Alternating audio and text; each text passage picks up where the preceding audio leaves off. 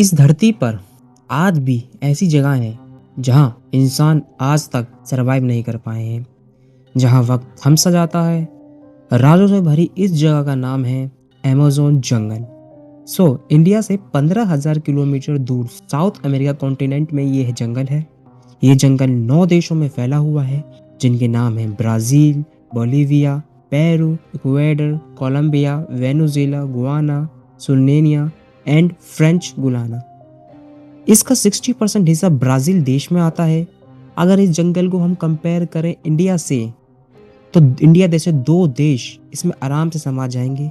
और अगर हम पाकिस्तान की बात करें तो 21 देश इसमें आराम से समा जाएंगे। अगर हम मान लें कि अमेज़न जंगल एक अलग ही कॉन्टिनेंट होता, तो ये ऑस्ट्रेलिया के बराबर ही होता। अमेज़न की नदी दुनिया की दूसरी सबसे बड़ी नदी है। अगर हम इसे कंपेयर करें दुनिया की सबसे लंबी नदी यानी नील नदी से, जो अफ्रीका में है, तो आप देखोगे कुछ ज़्यादा डिफरेंस नहीं है, बस कुछ ही किलोमीटर्स का फैसला है। लेकिन अगर मैं आपसे कहूँ कि वॉल्यूम ऑफ वाटर से अमेज़न को कोई मात नहीं दे सकता। इसका मतलब है कि अमेज़न नदी में जितना पानी है, हाल ही में किसी नदी में उतना पानी होगा। अमेज़न के पेड़ हर साल लाखों टन कार्बन डाइऑक्साइड ऑब्जॉर्ब करते हैं और दुनिया का टेम्परेचर संतुलित करते हैं। अगर अमेज़न जंगल नहीं होता तो आज हमारा क्लाइमेट कुछ और होता। यहाँ के पेड़ आपस में बात करते हैं through fungus, root and stem के थ्रू। इस सिस्टम को वुड वाइड वेब भी कहते हैं। ये एक साइंटिफिक प्रूफ है। ये तो बात हुई अमेज़न की ज्योग्राफी की। अब हम बात करेंगे अमेज़न पर रहने वाले खतरनाक और बहुत ही खूबसूरत जानवरों की। तो चलिए शुरू करते हैं। The silent killer of Amazon यानी जैगुआर। ये अपने शिकार को चुपचाप मार देता है। ये बहुत तेज होते हैं और बहुत ही ताकतवर होते हैं। इनकी एक बाइट में इंसान की खोपड़ी फट जाती है। अगला जो जानवर है वो बहुत ही फेमस जानवर है अमेज़न का, यानी मैं बात कर रहा हूँ ग्रीन एनाकोंडा। ये 25 से 30 फीट लंबा होता है। यह जहरीला नहीं होता। यह अपने शिकार को जकड़कर जब तक उसकी हड्डियां ना टूट जाएं और उसके बाद उसे सीधे निकल जाता है। ये घंटों तक पानी में अपने शिकार के लिए इंतजार करता है। अगला जानवर है ब्लैक कैमन। ये एक बड़ा मगरमच्छ है जो कि 25 से 20 फीट तक लंबा होता है।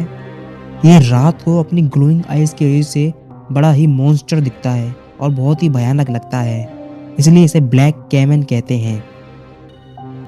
अगला जो जानवर है वो एक मछली है जिसे हम कहते हैं पिराना मछली। इसके बारे में आपने मूवीज किताबों में पढ़ा होगा। ये झुंड में अटैक करती हैं और खून देखकर ये पागल से हो जाती हैं। ये अपने शिकार को इतना खा जाती हैं कि उसकी हड्डी ही छोड़ती हैं। अब आप लोगों को जो ये खूबसूरत मेंढक दिख रहा है, ये जितना खूबसूरत है उतना ही खतरनाक है। इसकी स्किन का जहर आप 10 लोगों को आराम से मार सकता है। ट्राइब्स के लोग इसके जहर को अपने एरो पे लगाते हैं। इसकी स्किन जितनी ब्राइट होती है उतना ही ये खतरनाक होता है। इसको कहते हैं डर्ट फ्रॉग। अब हम बात करेंगे बुलेट एंट से। बुलेट एंट दुनिया की सबसे खतरनाक और ज़्यादा दर्द देने वाली चैटी है। इनका एक बाइट गोली लगने जितना महसूस कराता है। एक बाइट के बाद आपको तेज जलन और खतरनाक दर्द होता है। ये दर्द 12 से 24 घंटे तक रहता है। अमेज़न की कुछ ट्राइब अपने बच्चों को इससे कटवाते हैं ताकि उनका ब्रेवरी टेस्ट कर सकें। अमेज़न में आज भी 400 से प्लस ऐसी ट्राइब्स रहती हैं जिनकी बाहर की दुनिया से कोई मतलब नहीं है। कुछ इंसानों ने ड्रोन के थ्रू उनसे कांटेक्ट करने की कोशिश करी थी, पर उन्होंने ड्रोन पर अटैक कर दिया एग्रेसिवली। इससे पता चलता है कि वह हमसे कनेक्ट होना नहीं चाहते हैं। उनके लिए जंगल ही सब कुछ है। अमेज़न जंगल अपने अंदर ही बहुत सारे राज लेके बैठा है। उन्हीं राजों में से एक राज है एल डोराडो, यानी सोने का शहर। क्या सिर्फ ये एक मिथ है या फिर एक जंगल की गहराई सच्चाई? कहानी स्टार्ट होती है सन 1535 में, जब स्पेनिश एक्सप्लोरर साउथ अमेरिका में गोल्ड की तलाश में आए थे। तब उन्होंने एक कहानी सुनी और वो कहानी थी एल डोराडो यानी द गोल्डन वन। लोग कहते हैं कि कोलंबिया के पास गुआताविता लेक में एक ट्राइब का चीफ अपनी बॉडी पर गोल्ड का डस्ट लगाकर एक लेक में नहाता था और ये एक रिचुअल था जिसमें वो अपने गॉड्स को अपने ज्वेल्स और गोल्ड ऑफर करता था। लेकिन जब ये स्टोरी स्पेनिश एक्सप्लोर तक पहुंची तब ये पूरी तरीके से बदल चुकी थी। अभी ये एक पूरा शहर था सोने का बना हुआ और ये शहर अमेज़न के जंगल के बीच में था, बिल्कुल बीच में। फिर साल आया 1541। फ्रांसिस्को डी ओरिलाना ने अपने 200 सोल्जरों के साथ अमेज़न रिवर को फॉलो करते हुए एल डोराडो की तलाश जारी रखी। लेकिन अमेज़न ने उसे वेलकम नहीं किया। उसका सामना बहुत सी बीमारियों से हुआ, बहुत सी जान हानिकारक कीड़ों से हुआ, एनाकोंडा से और बहुत सारी लोकल ट्राइब से हुआ जो अपनी जमीन के लिए लड़ रहे थे। अमेज़न के अंदर 25 लाख कीड़ों की प्रजाति पाई जाती है, 430 मैमल की प्रजाति पाई जाती है और 1300 बर्ड्स की प्रजाति पाई जाती है और ज़्यादातर ये इंसानों के लिए खतरनाक हैं। ओरिलाना की टीम में सिर्फ अब 50 लोग जिंदा बचे थे और उन्हें एल डोराडो नहीं मिला था। लेकिन अगर हम फास्ट फॉरवर्ड करें 2024 में तो एक टेक्नोलॉजी है जिसका नाम है लीडार। ये अपनी लेजर बीम से जंगल के नीचे देख सकता था। इस टेक्नोलॉजी को कुछ साइट्स मिली जो कह रही थी कि अमेज़न जंगल में पहले एक एडवांस सिविलाइजेशन रहती थी और साइट्स हैं जैसे कि कुहीकुगु साइट, एरियल व्यू ऑफ अर्थवर्क्स। साइंटिस्टों की माने तो एल डोराडो जैसी कोई चीज़ नहीं है पर अमेज़न में एक वक्त पर एडवांस सिविलाइजेशन होती थी। जिस तरह आज हम यकीन करते हैं कि अमेज़न जंगल में एक वक्त पे एक सिविलाइजेशन होती थी जो कि बहुत एडवांस हुआ करती थी। लेकिन मैं आपसे कहूँ कि 100 साल पहले एक आदमी को उसके बारे में पता था और वो उसे ढूंढने भी निकला था। वो कौन आदमी था? वो आदमी था पर्सी फेसर, एक फेमस ब्रिटिश एक्सप्लोरर। पर्सी का जन्म 1867 को डेवन इंग्लैंड में हुआ था और वो एक मिलिट्री फैमिली से बिलोंग करते थे। 18 साल की उम्र में उन्होंने ब्रिटिश आर्मी ज्वाइन कर ली थी पर वो खुश नहीं थे। उनको कुछ और करना था। उनको अपनी लाइफ में एडवेंचर चाहिए था। वो हमेशा मायूस रहते थे। लेकिन 1906 में वो पहली बार अमेज़न जंगल गए। वहाँ पे उन्होंने बोलिविया और ब्राज़ील की बाउंड्री डिसाइड करने के लिए गए थे। लेकिन वहाँ पे उन्होंने जो देखा उनसे उनकी पूरी ज़िंदगी बदल गई। पर्सी को यकीन हो गया था कि अमेज़न में एक एंशिएंट सिटी है जो कि एक एडवांस सिविलाइजेशन है। उन्होंने उसका नाम भी दिया, उस सिटी का नाम उन्होंने दिया सिटी ऑफ जेड। और 1925 में जब उनकी एज 57 थी उन्होंने डिसाइड किया कि वह उस सिटी को ढूंढेंगे और ये उनका लास्ट मिशन होगा।